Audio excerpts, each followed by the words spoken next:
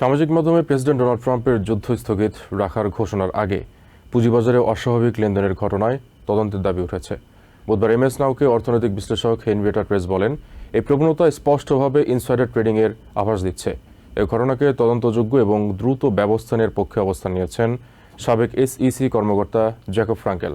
অন্যদিকে ট্রাম্পের পরিবার এই ঘটনায় জড়িত কিনা তা খতিয়ে দেখা উচিত বলে মনে করেন বিশ্লেষক টিম মিলার। প্রেসিডেন্ট ডোনাল্ড ট্রাম্পের গুরুত্বপূর্ণ সোশ্যাল মিডিয়া পোস্ট বা বড় কোনো ঘোষণার ঠিক আগ মুহূর্তেই নির্দিষ্ট কিছু শেয়ার বিশাল অঙ্কে লেনদেন হচ্ছে।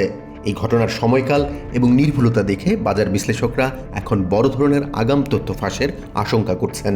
সম্প্রতি দেখা গেছে, ট্রাম্প যখনই ইরান বা তেলের বাজার নিয়ে বড় কোনো ঘোষণা দেন, তার কয়েক মিনিট আগে থেকেই বাজারে বড় ধরনের রহস্যজনক লেনদেন সম্পন্ন হয়।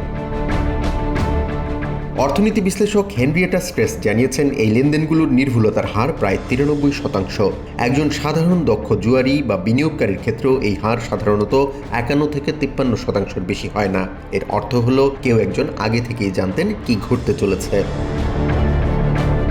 এদিকে গত সোমবার সকালে ঠিক 6:50 বিশ্ববাজারে তেলের লেনদেনে হঠাৎ এক বিশাল উল্লম্ফন দেখা দেয়। এর ঠিক 15 মিনিট পর অর্থাৎ 7:05 প্রেসিডেন্ট ট্রাম্প সোশ্যাল মিডিয়ায় ঘোষণা দেন তিনি ইরানের বিদ্যুৎ কেন্দ্র এবং জ্বালানি অবকাঠামোতে পরিকল্পিত হামলা স্থগিত করেছেন। এই ঘোষণার সাথে সাথেই তেলের দাম নাটকীয়ভাবে কমে যায়। সাবেক SEC কর্মকর্তা জ্যাকব ফ্রাঙ্কেল এই ঘটনাকে অবশ্যই তদন্তযোগ্য বলে অভিহিত করেছেন। তিনি জানান, তেলের বাজারের পাশাপাশি S&P ফিউচার মার্কেটেও ঘোষণার মাত্র 14 মিনিট আগে প্রায় $1.5 বিলিয়ন সমপরিমাণ লেনদেন হয়েছে, যা বাজারকে সরাসরি প্রভাবিত করেছে। ফ্রাঙ্কেল জানান, আমেরিকার কোনো মিত্র দেশ থেকেও এই সংবেদনশীল তথ্য ফাঁস হয়ে থাকতে পারে। 9/11-এর সময়ও মধ্যপ্রাচ্য ভিত্তিক বিনিয়োগকারীদের মধ্যে এমন সন্দেহজনক প্রবণতা দেখা গিয়েছিল বলে উল্লেখ করেন তিনি। অন্যদিকে জ্যারেড কুশনার এবং ট্রাম্পের ছেলেদের সাথে ইরান যুদ্ধের প্রধান পক্ষগুলোর ব্যবসায়িক লেনদেন নিয়েও প্রশ্ন তুলেছেন রাজনৈতিক বিশ্লেষক টম মিলার। তার মতে, এই স্বার্থের সংঘাত সরাসরি বাজারের গতিপথকে প্রভাবিত করছে কিনা তা খতিয়ে দেখা প্রয়োজন। এদিকে মধ্যপ্রাচ্যের যুদ্ধ পরিস্থিতির মধ্যেও বিনিয়োগকারীরা আশা করছেন যে ইরান যুদ্ধের একটি দ্রুত সমাধান আসবে। তবে সিটি ওয়েলথের কেইট মুর জানান, বাজারের বর্তমান গতিবিধি দেখে মনে হচ্ছে বিনিয়োগকারীরা যুদ্ধের অবসান চাইছেন এবং তেলের বাজারে বড় কোনো ধাক্কা লাগবে না বলে ধরে নিয়েছেন। কিন্তু বাস্তব পরিস্থিতি আরও জটিল হতে পারে এবং মুদ্রাস্ফীতির ঝুঁকি এখনও কাটেনি।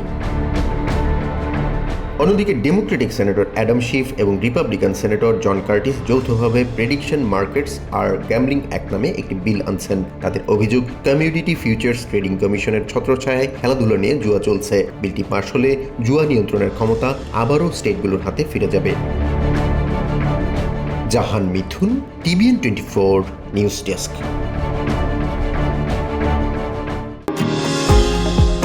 নিউ ইয়র্ক থেকে সম্প্রচারিত TVN 24 টেলিভিশন বিশ্বজুড়ে বাঙালির কণ্ঠস্বর।